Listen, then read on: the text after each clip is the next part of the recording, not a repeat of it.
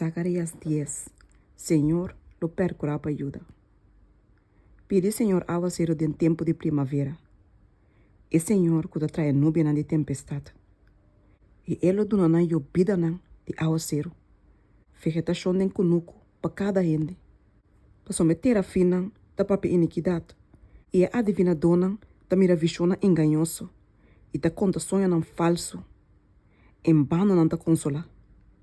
Pese e pueblo da dual maneira carne. Não ta afligir, para soma noti guardado. Mi rabia da lanta contra guardadona. E lo mi castiga e cabrito nan chubato. Para soma senhor de exército nan abejita sutau. E casti yuda. E lo hasi nan maneira su cabai maestioso de batalha. For de nan e piedra de esquina lobing. For de nan estaca de tent. For de nan e bogo de batalha. For de nan tur governante. Nan tur junto.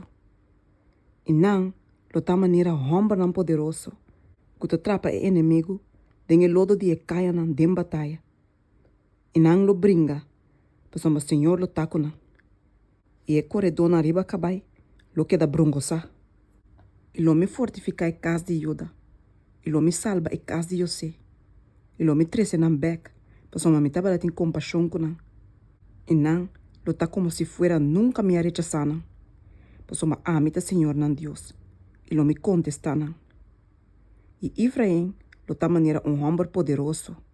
E nan coração lo tá contento. Maneira pa causa de binha. De verdade, nan eu não lo mira e saque e lo tá contento. Nan coração lo regocija den Senhor. Lo me fluit nan e trece nan tur junto. Pasoma me arrede mina. E nan lo tá mais numeroso quando nan tava data antes.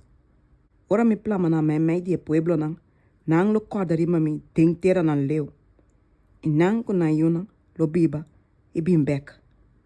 Lo me trece nan back for de terra de Egipto. E recogeram for de Assíria. E lo me hiba na terra de Galat e Líbano.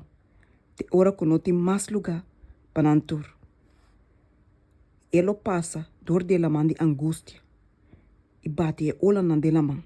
Assim na cultura profundidade nan de nel lo seca. E é orgulho de Assíria lo guardo rebajar. E o scepter de Egipto lo disparce. E lo me fortalecena den Senhor. E den su nome nan lo cana. Senhor te declara.